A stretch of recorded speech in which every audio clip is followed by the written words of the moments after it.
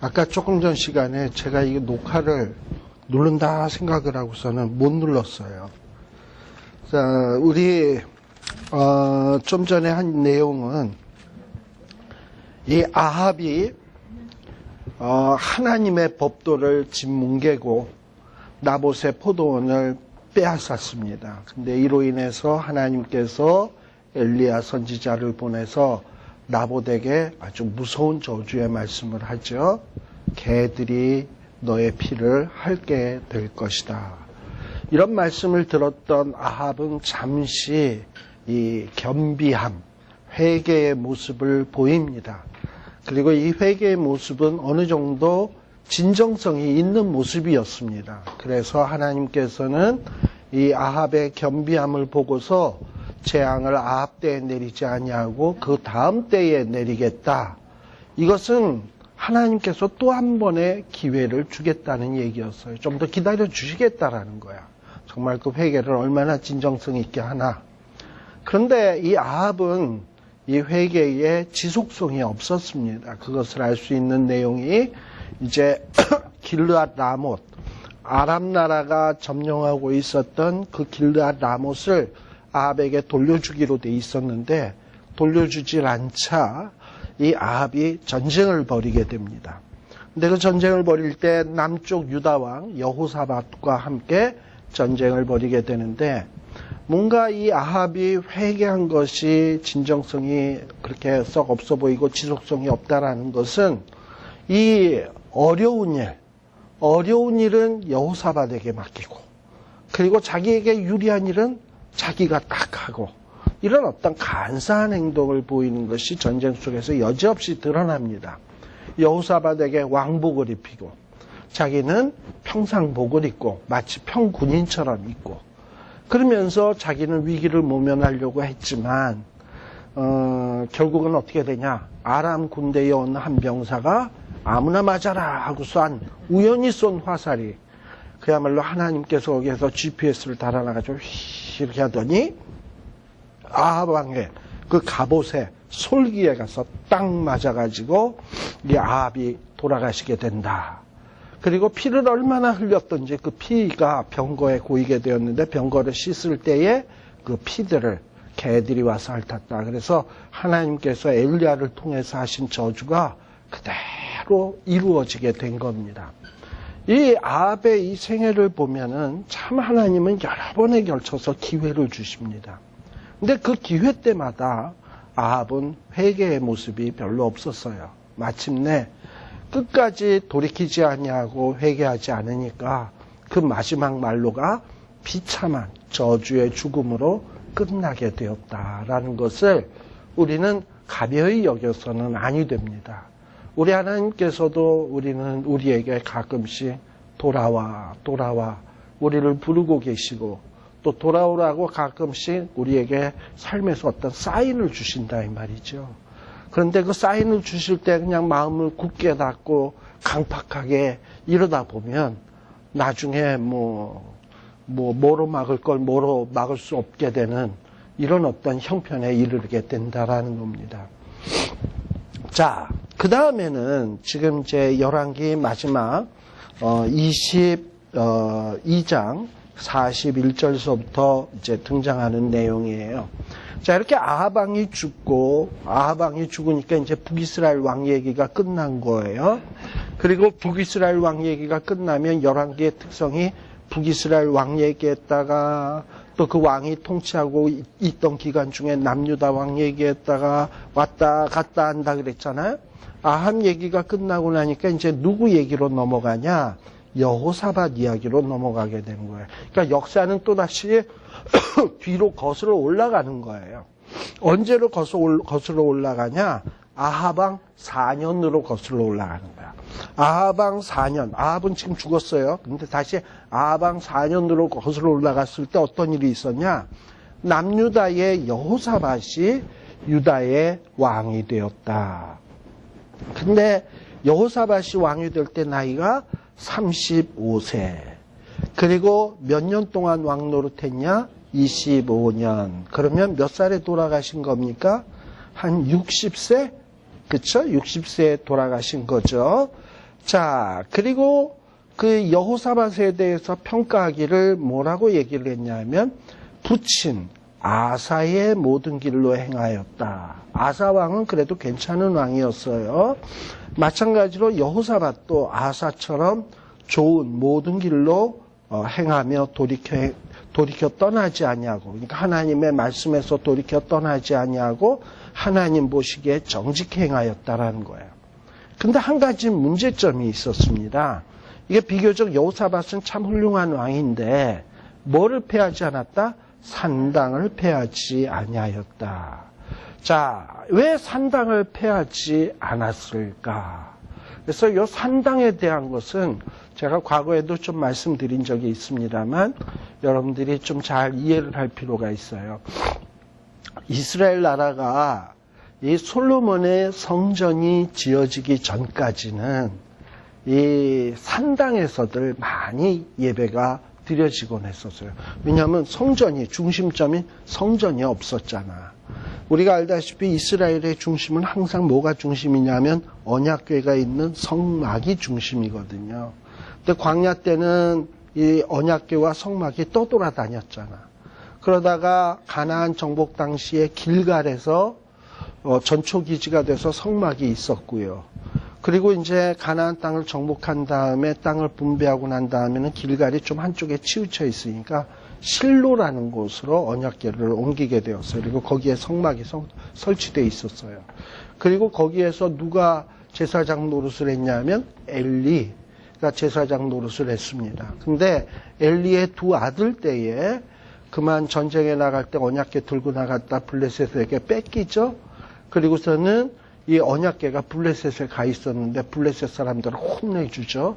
그리고 이제 떠돌다가 벳세메스로 돌아오게 되고 기럇 여아림에 있게 되고, 그리고 이제 나중에 이 언약궤를 다윗 왕이 예루살렘으로 가져오죠. 자, 그러면 언약궤는 예루살렘에 가져오고, 그리고 이전에 빈 성막, 언약궤가 없는 빈 성막은 따로 있었단 말이죠. 이런 식으로 빈 성막하고 언약궤를 갖고 와서 다윗이 예루살렘 성 안에다가 언약궤를 모시는 성막을 또 하나 만들어. 그래서 성막이 두 개였어요. 근데 이게 나중에 언제 없어지냐? 예루살렘에 성전이 세워졌을 때 비로소 이제 이게 다 없어지게 되는데, 근데 이렇게 성막이 두 개고 성막이 막 돌아다니고 이럴 때 사람들은 어떤 하나님 앞에 예배를 드리고 싶은데 언약궤 없는 성막에 가서 예배 보고 싶겠어요? 블레셋에서 떠나서 오만 돌아다녔는데, 그러니까 사람들은 아유 뭐 언약궤도 없는데 저기서 예배 볼 필요 뭐 있어? 산당에서 예배 보지. 옛날에 아브라함도 그랬고. 그러다 보니까 너도 나도 산당에서 예배 보고, 솔로몬도 성전이 지어지기 전에는 기브온 산당에 가서 나에게 지혜를 달라고 뭘 줄까 그러고서 기도했던 데가 기브온 산당이었습니다. 그러니까 왕도 산당에서 예배를 보는데 일반 백성들이 얼마나 산당에서 예배를 보겠습니까? 그러니까 산당에서들 하나님 섬김매하고 산당에서들 많은 예배들이 행해졌어요.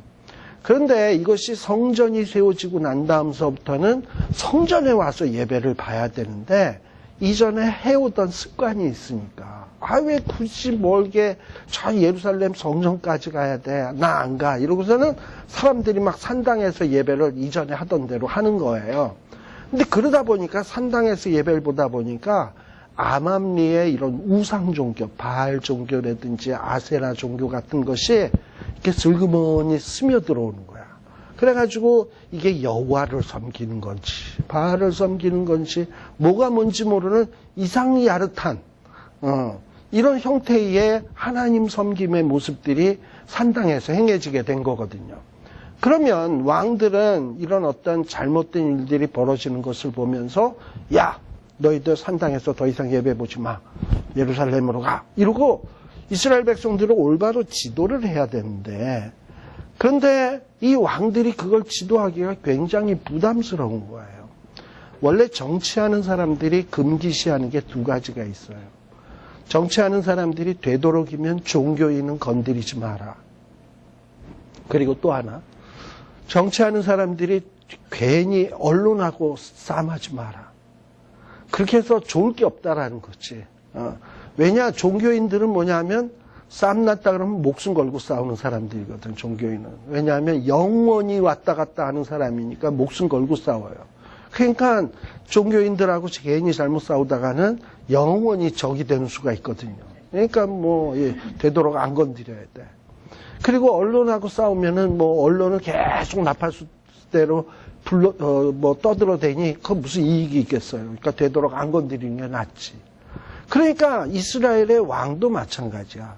이스라엘 백성들의 그 종교 문제에 대해서 왕이 시시콜콜 감섭을 하다 보면 이 왕의 지지도, 왕의 인기도, 요즘 무슨 지지율, 문재인 대통령이 맨날 70% 넘는다고 나오죠?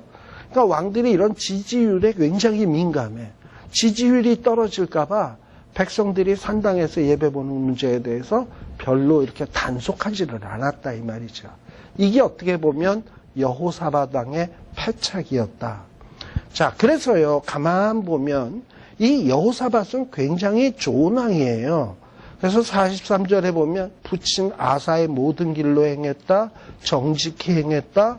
그러면 할 얘기가 얼마나 많이 있겠어요. 다윗의 여호사밧 왕에 대한 얘기를. 근데 열왕기에서는 전혀 여호사밧이 잘한 거에 대해서 별로 기록을 안 해.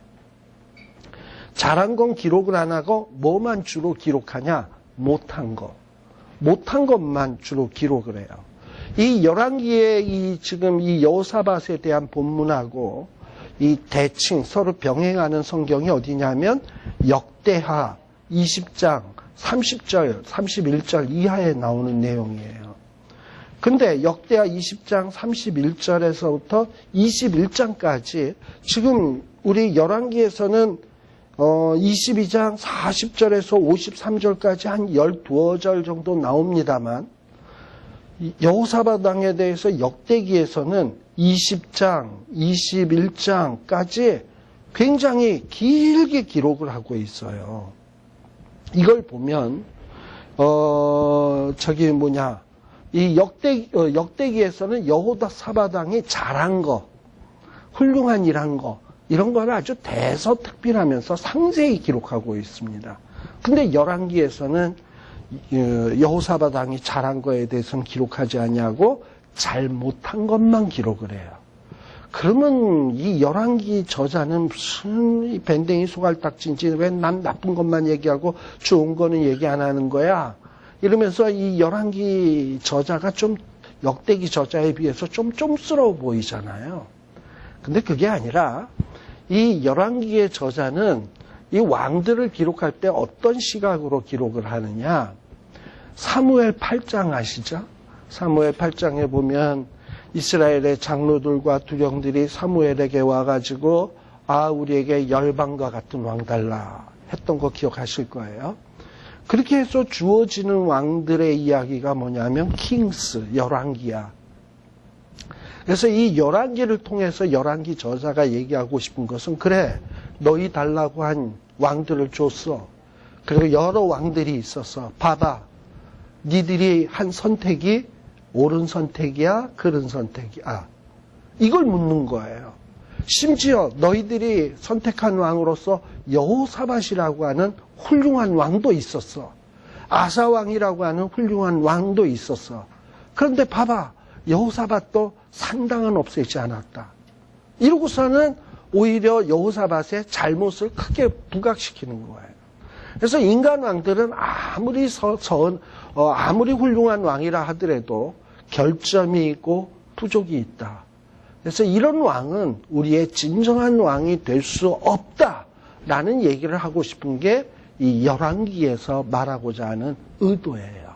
그래서 이 여호사밧이 좋은 왕임에도 불구하고 굉장히 이 여호사밧에서 좋은 점은 하나도 기록하지 아니하고 나쁜 점만 이렇게 딱 기록을 하고 있다. 산당에서 제사 드리며 분향하였더라. 누가? 백성들이. 언제? 여호사밧 왕 때. 그리고 또 여호사밧 왕의 또 하나의 잘못 44절 여호사밧이 누구랑? 이스라엘 왕으로 더불어 평화를 하니라. 이 얘기는 뭐냐면 여호사밧이 이스라엘 왕 아합하고 결혼 동맹, 자녀들을 결혼시킴으로 인해서 화친하게 된 것. 이것을 얘기하는 거예요. 이거 좋은 뜻으로 얘기한 거 아닙니다. 여호사밧이 이렇게 신앙이 좋은 왕이 어떻게 아합 왕처럼 바알에 푹 쪄든 사람하고 사돈을 맺을 수 있느냐.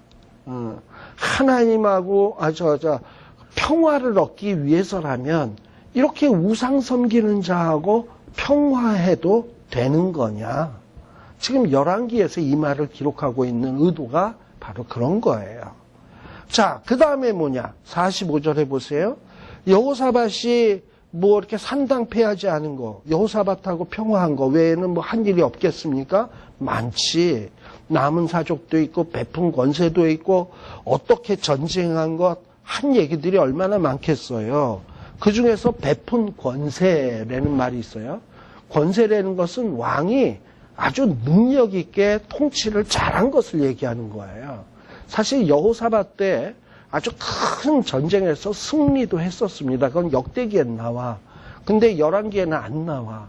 그리고 백성들에게 정말 잘한 일들이 얼마나 많은지 몰라요. 근데 이런 일에 대해서는 열왕기는 전혀 관심이 없어. 인간이 세운 왕이 얼마나 문제점이 있는가 이걸 지적하는데 관심이 있어요. 그런 거는 뭘 봐라? 역대지략이나 보고 열왕기에서는 기대하지 마라라는 거예요. 자, 그 다음에 또 하나 열왕기에서 이 여호사밧에 조금 잘한 점 하나는 기록을 합니다. 46절. 아사 때는 이 남색하는 자를 쫓아내지 못했는데 이 여호사밧 때는 남색하는 자를 쫓아냈다. 이 남색하는 자는 이 바알 종교 같은 데서 이 성전에서 일하는 남자 창기를 얘기하는 거예요. 일종의 동성연애하는 남자 창기, 미동이라고도 얘기하고 이런 자들을 다 쫓아내었다. 그리고 47절, 48절, 49절에서도 또 역시 여호사밧 왕의 잘못된 점을 기록을 하고 있습니다. 특별히 47절에 보면 그때에 에돔에는 왕이 없고 섭정왕이 있었더라. 모를 말은 하나도 없는데 이 말이 여기 왜 나와야 되지? 모르는 말은 하나도 없잖아. 근데 이 말이 여기 왜 나와야 되지? 하고 좀 의아스럽죠? 자, 에돔에는 왕이 없다. 그리고 섭정왕이 있었다. 이 얘기가 뭐냐면 여호사밧이 아까 권세라는 얘기가 있었잖아. 여호사밧이 힘이 세져가지고 이 에돔 나라를 마치 식민지처럼 딱 지배를 하고 있었어요. 그래서 에돔에는 왕이 없어. 누가 보낸 왕이 있냐? 여호사밧이 에돔을 통치하라고 보낸 식민지를 통치하는 섭정왕. 그러니까 옛날에 우리 일본이 우리 한국을 지배하면서 이토 히로부미를 보내가지고 나라를 통치했던 것처럼 또 로마가 이스라엘을 한때 지배하면서 빌라도라고 하는 총독을 보내가지고 이스라엘을 지배했던 것처럼 여호사밧이 에돔을 지배하면서 그곳에 뭘 두었냐? 섭정왕을 세웠다라는 거예요. 그러니까 이거는 여호사밧이 세력이 굉장했다라는 거예요. 그래서 에돔을 지배하고 있었던 겁니다. 자, 그런데 우리가 알다시피 여러분들 이스라엘이 가장 잘 살 때는 역시 언제냐면 솔로몬 때예요. 근데 이 솔로몬 때 초창기에는 이렇게 잘 살았는데 갈수록 나라가 기울어지기 시작했어요. 너무 많은 부인을 거느렸고 그들을 위해서 거느리기에 비용이 너무 많이 들어갔거든. 집 지어줘야 돼. 우상 갖고 오면 신전 주어줘야 돼. 또 그들이 먹어야 될, 그들이 거느리고 있는 시종들이 또 얼마나 많겠어요. 그거 다 먹여 살리고 하려면 솔로몬이 아무리 재산들 곳간이 거덜나는 거예요. 그러면서 솔로몬 시대의 세력이 점점 약해지면서 결국 솔로몬이 죽자 나라는 두동강이가 났죠. 요런 틈을 타가지고 이런 에돔이니 모압이니 이런 나라들이 다윗 시대에서부터 꼼짝 못하고 있었는데 솔로몬 때까지 이 솔로몬 시대 이후 나라가 좀 점점 약해지고 또 르호보암 되면서 또 단 나라가 더 약해지죠. 솔로몬 때는 그래도 금방패 들고 다녔는데 르호보암 때는 노방패 들고 기억하시죠? 예, 그렇게 나라가 쇠약해졌거든. 그리고 이제 르호보암과 북이스라엘 사이에는 항상 전쟁이 있었잖아요. 그러니까 전쟁이 있다 보니까는 이 주변의 나라들이 막 독립하고 이래도 신경 쓸 여가가 없는 거야. 그래서 에돔이 막 마음대로 놀았는데 여호사밧 때는 여호사밧이 강력해지면서 에돔을 딱 장악을 하고 거기에다가 섭정왕을 두었다라는 얘기예요. 그러니까 여호사밧이 참 정치를 잘한 거지. 자, 그런데 이 솔로몬 때는 이 에돔은 솔로몬 때도 에돔을 장악하고 있었어요. 근데 여러분들이 이스라엘의 지도, 주변 국가의 지도를 보면 이스라엘의 남쪽에 있는 동네가 에돔이에요. 이스라엘의, 요게 이스라엘이면 여러분들 지도로 치면 동쪽이 요쪽이잖아. 제일 위에 뭐가 있냐면 암몬이 있고, 그 다음에 모압이 있고, 아래쪽에 보면 에돔이 있어요. 그리고 요 에돔에서 이렇게 가다 보면은 그 홍해랑 이렇게 토끼 머리 모양처럼 돼 있는 데가 있어. 거기에 보면 저 아래쪽에 엔시온 게벨이라 그래가지고 바다로 내려가가지고 지중해로 가는 항구가 거기 있어. 그래서 솔로몬 때는 그 엔시온 게벨에다가 항구를 설치하고 배를 동원을 해서 금, 은, 각종 무역품들을 수출입하면서 솔로몬 때 굉장히 경제적으로 부흥을 했습니다. 근데 그 엔시온 게벨로 가려면 반드시 에돔을 거쳐서 가야 돼. 근데 여태까지는 에돔을 장악을 못하고 있었기 때문에 엔시온 게벨 그 항구에 갈 수가 없잖아요. 근데 여호사밧 때는 뭐냐면 에돔을 딱 장악을 하고 거기에 섭정왕을 세우니까 엔시온 게벨 그 항구 쪽으로 자유로이 왔다 갔다 할 수 있게 되었거든요. 그러다 보니까 여호사밧이 무슨 생각을 하냐? 아, 이전에 솔로몬 때는 무역을 참 많이 했었는데 그동안에 솔로몬 이후 세력이 약해지면서 또 에돔이 지멋대로 놀면서 우리가 무역을 제대로 못했는데 지금 이 마당에 에돔에 섭정왕이 있는 이때에 어떻게 하냐? 48절. 다시스로 보내는 선척을 제조하고 오빌로 금을 취하러 보내려 하였다.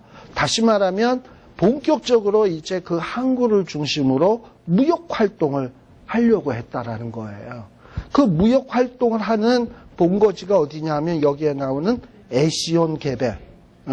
에시온 게벨인데 이렇게 이 여호사밧이 뭔가 그 항구를 중심으로 경제적으로 강성대국을 꿈꾸고서 막 진행을 하는데 어떤 일이 벌어졌냐?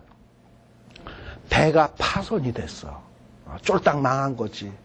그래가지고 배가 파손이 됐다 이 말이죠. 근데 여기에서 이 여호사밧의 훌륭한 점이 나와요. 왜 배가 파손되었을까?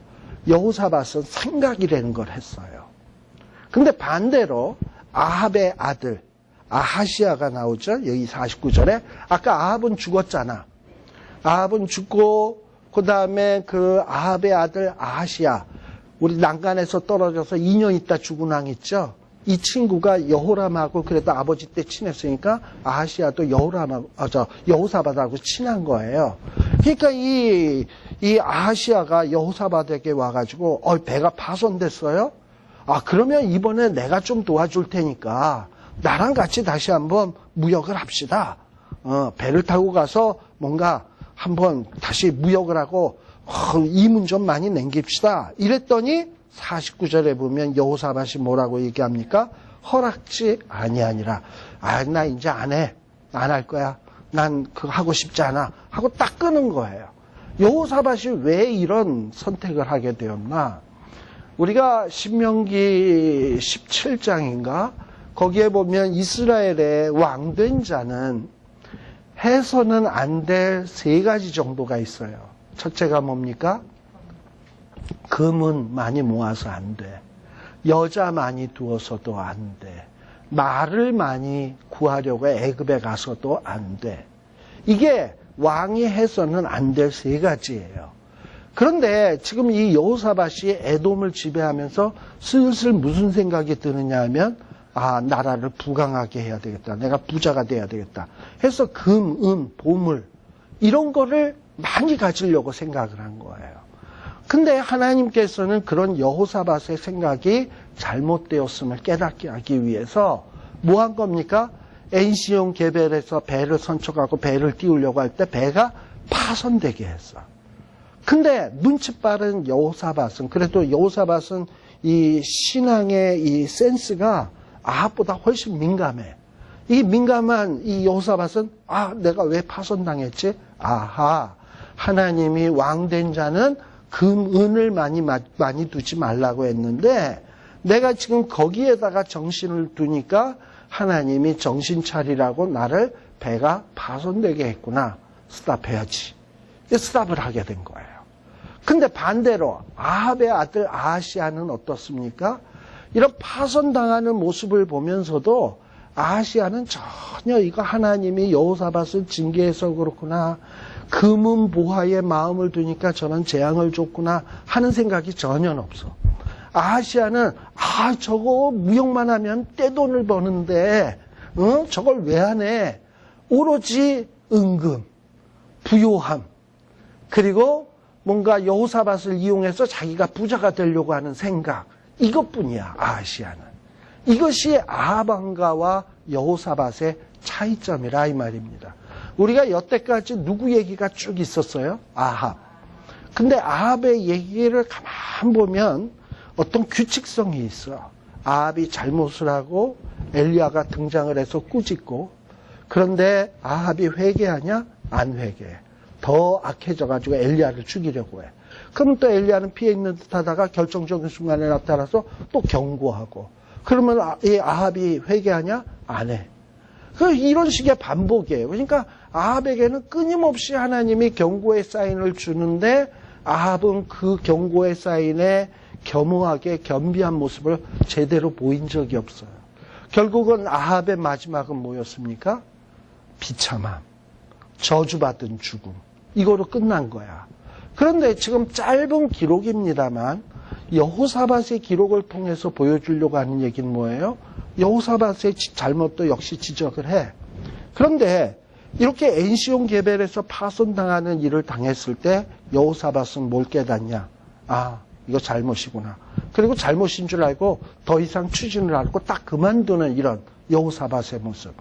그래서 이 열왕기에서는 은근히 북이스라엘 왕들하고 남유다의 왕을 비교를 해요. 죽어라 말 안 듣는 북이스라엘 왕들. 그래도 좀 난 이스라엘 왕들.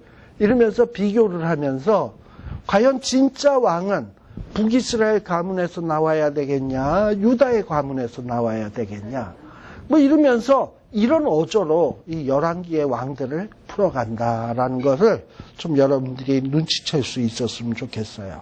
자, 우리 아까는 아합이 얼마나 비참하게 죽었는가 하는 얘기를 했습니다만 여호사밧인 경우에는 뭐라고 나옵니까? 50절에 여호사밧은 죽어서 그 시체를 개들이 와서 뜯어먹고 그 피를 핥아먹은 게 아니라 여호사밧은 어떻게 갔다? 열조와 함께 잤다. 그래도 죽어서 열조와 함께 자는 것은 복된 거라 그랬죠? 죽어서 어디에 장사되었다?